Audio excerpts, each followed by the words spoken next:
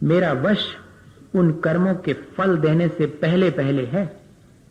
फल देते समय मेरा वश उतना नहीं है। तो जो कर्म जैसे हमने बांध लिए हैं वैसा ही उनका फल भोगने की मजबूरी हमारी है, ऐसा हमें भ्रम हो गया है। ऐसा नहीं है। कर्म अपना फल देंगे, लेकिन जैसे बंधे हैं वैसा ही देंगे, ऐसा नहीं है। मैं उन कर्मों को अपने भीतर जब बांध लेता हूं, मेरे साथ वो संस्कार की तरह जुड़ जाते हैं, तो मैं उन खोटे संस्कारों को तोड़ भी सकता हूं।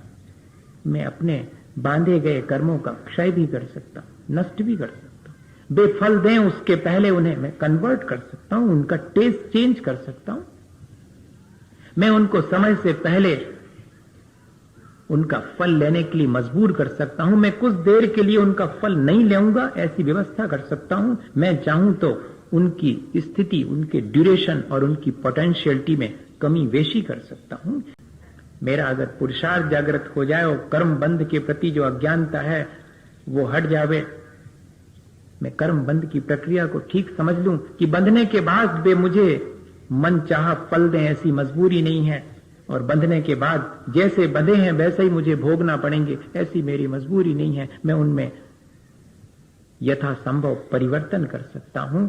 मैं कर्मों का विधाता हूं, कर्म मेरे विधाता नहीं है। ये बात मुझे बहुत गौर से समझना पड़ेगा। असल में थोड़ा तो कर्मों का फल मिलता है, उसके साथ हमारी पुरुषार्थहीनता उनके फल को और अधिक बढ़ा देती है, उनके रस को डोमिनेट कर देती है। पुण्य उदय जिनके तिनके भी नाही सदा सुख साता। साता कर्म के उदय में भी अगर हमारी स्थिति पुरुषार्थ की कमजोर हो तो हम उसमें भी दुख कमा सकते हैं, और जब दुख देने वाला असाता का उदय आए तब भी हम समता भाव रख करके उसे शांति से गुजर जाने के लिए मजबूर कर सकते हैं। ये मेरी कर्मों के ऊपर ग्रिप है, कर्म की पकड़ में मैं नहीं हूं। ये कॉन्फिडेंस हमारे भीतर जागृत होना चाहिए। देखें, अपन एक उदाहरण से देखें, शायद समझ में आए। क्या हुआ है कि एक व्यक्ति खेती करता था और हर साल कभी इल्ली लग जाती थी, कभी बाढ़ आ जाती थी, कभी पानी नहीं बरसा, कुछ ना कुछ हो जाता था और फसल ठीक ठीक आ ही नहीं पाती थी।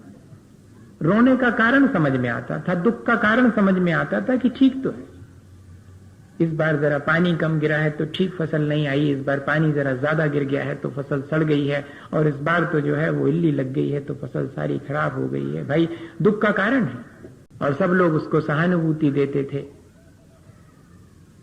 उसके दुख में।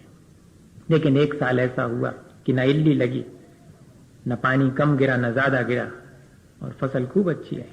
कुछ भी सामान गड़बड़ नहीं हुआ, कुछ भी नहीं सड़ा। लेकिन उस व्यक्ति को देखा लोगों ने उतना ही दुखी जितना कि पिछले वर्षों में दुखी रहता था। अब तो दुख का कोई कारण नहीं समझ में आ रहा। पुण्य का अच्छा उदय है उसके, और सारा खलिहान भरा पड़ा हुआ है, अनाज अच्छा खासा है। अब उससे पूछा कि दुखी क्यों, इतना बढ़िया अनाज आया है। कहते कि दुख इस बात का है कि कुछ भी खराब क्यों नहीं हुआ, क्योंकि खराब नहीं हुआ तो अब ढोरों को क्या खिलाएं, अपने खाने को तो ठीक है, ढोरों को खाने को नहीं, जानवर के खाने के लिए नहीं, कुछ सड़ जाता तो कम से कम जानवर के खिलाने का काम आता। आप सब कुछ होते हुए भी दुख निकालना चाहें तो यह आपका पुरुषार्थ है, यह आपका कर्म नहीं है। कर्म ने तो आपके लिए सारा सारा इंजाम कर दिया था, लेकिन आप उसमें से दुख निकालना चाहें तो ये आपको पुरुषार्थ है। और दुख आने पर भी हम उस पर ज्यादा ध्यान ना दें, महत्व ना दें, और अपने काम में लगे रहें, तो भी कर्म अपना मनचाहा फल हमें नहीं दे सकता। फल तो देगा लेकिन अपना मनचाहा फल नहीं दे सकता। और जैसा बांधा है वैसे भोगने की मजबूरी नहीं है हमारी। ये बात हमें समझ में आनी चाहिए। हमने पानी की टंकी अपने घर के ऊपर बनवाई है, ठंड के दिन में नहाने का मन है, और जैसे ही टोंटी खोलते हैं तो ठंडा पानी आया है, बंद कर दो। मजबूरी नहीं है कि ठंडा पानी सिर पे गिरने दिया जाए, बंद कर दो। और इतना ही नहीं, थोड़ा वेट करो, धूप निकलेगी, पानी गर्म हो जाएगा, या फिर कॉइल चालू करो, पानी गर्म हो जाएगा। जब तक टंकी में है और नल की टोंटी से नहीं आया है तब तक जो परिवर्तन करना हो वो हम कर सकते हैं, हमारे मन के अनुकूल हम उसको जिस तरह का चाहें उस तरह का, और टोंटी में से अगर आना भी शुरू हो जाए तब भी वो धार निकलने से पहले हम एक सिस्टम उसमें लगा सकते हैं पानी गर्म करने का। एक क्षण पहले तक कर्म अपना फल दे, उसके पहले तक मेरा वश है।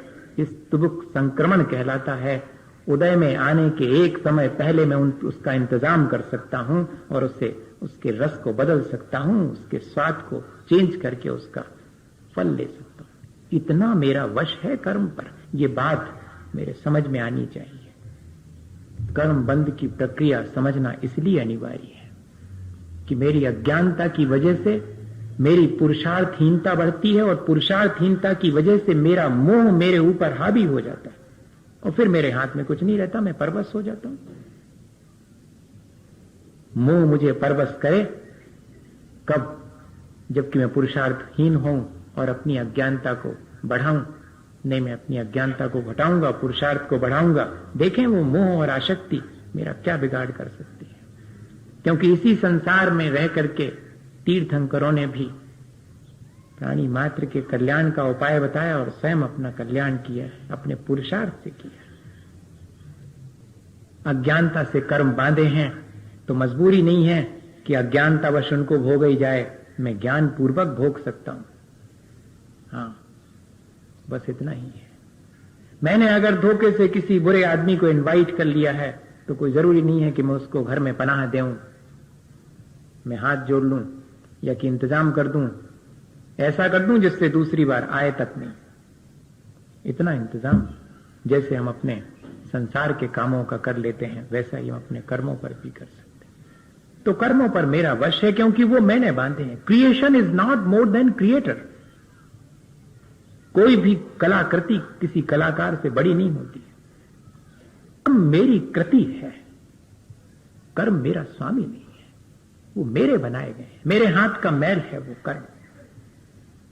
मैंने अपने वाणी, मैंने अपने मन और मैंने अपने शरीर की चेष्टाओं से उन्हें आमंत्रण दिया है, और मेरी अपनी फीलिंग्स, मेरे अपने थॉट्स, जिसकी वजह से उनको मैंने शक्तिशाली बना दिया है, मैं अपने थॉट्स और फीलिंग को चेंज करके उनकी शक्ति को डिस्ट्रॉय कर सकता हूं, उनकी शक्ति को कमजोर बना सकता हूं। मैं अपने मन, वचन और शरीर को जरा व्यवस्थित करके उनके आने के द्वार को रोक सकता हूं।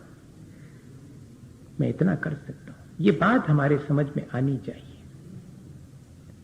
कर्म बंध की प्रक्रिया हमने समझी, लेकिन कर्मों को काटने पर हमारा वश है। कितनी चीजों पर वश है? बांधे हुए कर्म जब तक मेरे भीतर संचित हैं, मैं चाहूं तो उन्हें नष्ट कर सकता हूं, मैं चाहूं तो उनकी स्थिति और उनके फल देने की सामर्थ्य को घटा बढ़ा सकता हूं, उत्कर्षण अपकर्षण। मैं चाहूं तो उनका स्वाद बदल सकता हूं, संक्रमित कर सकता हूं।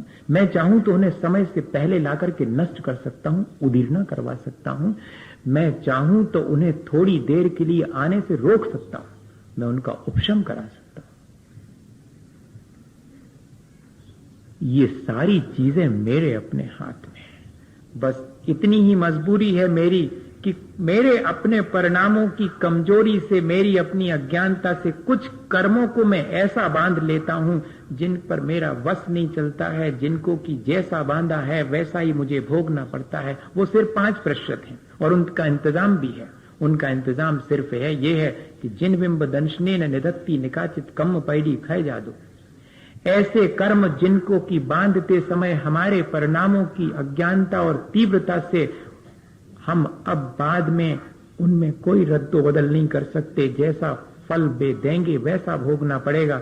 ऐसे कर्मों को भी जिनेंद्र भगवान के बिंब के दर्शन करने मात्र से हम नष्ट कर सकते हैं। ये हमारे ऊपर, हमारे पास इसका भी उपाय है। जिन बिंब दर्शने न, साक्षात जिनेंद्र भगवान के समो शरण में बैठे भगवान के दर्शन से नहीं, उनकी अनुकृति से, उनके इमेज से, उनके बिंब से। तो इस तरह हम देखें तो कर्मों को काटना हमारे हाथ में, बांधना हमारे हाथ में है, तो उनको काटना भी हमारे हाथ में। हम मजबूर नहीं है। मैं किसी और के, अपने परिचितों के, अपने बहुत प्यारी मां के भी बांधे गए कर्मों को नहीं काट सकता, ये ठीक है, लेकिन मेरे बांधे गए कर्मों को तो मैं काट सकता हूं। ये बात, ये विश्वास हमारे पास में होना चाहिए। ये चीज हमारे हाथ में है।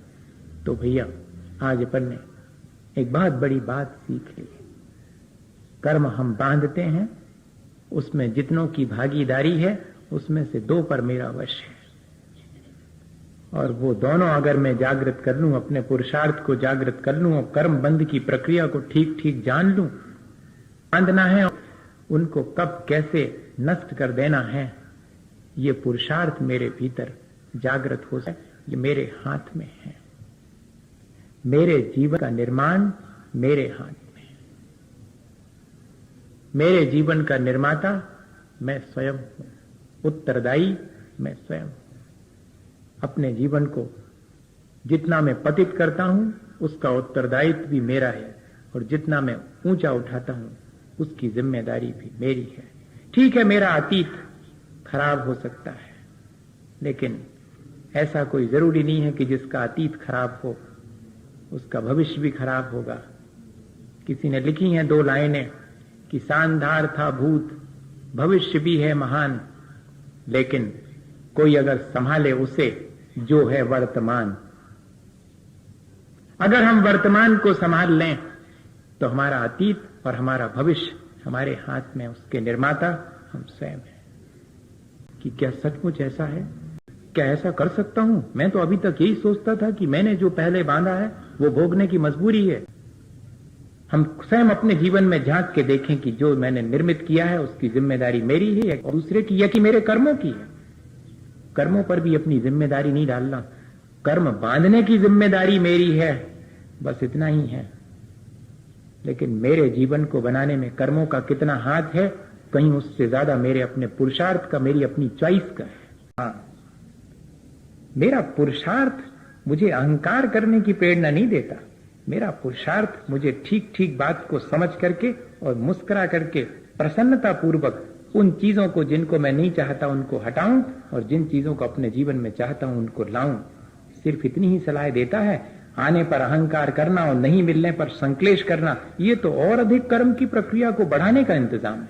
बहुत सावधानी की आवश्यकता है।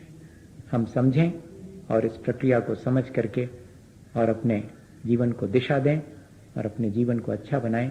एक दूसरे के जीवन में भी देखें कि क्या वास्तव में ऐसा ही है, और फिर हम उस प्रक्रिया में क्या परिवर्तन करके अपने जीवन को अच्छा बना सकते हैं, ऐसा विचार करें। इसी भावना के साथ बोलिए आचार्य गुरुवर विद्यासागर मुनि महाराज की।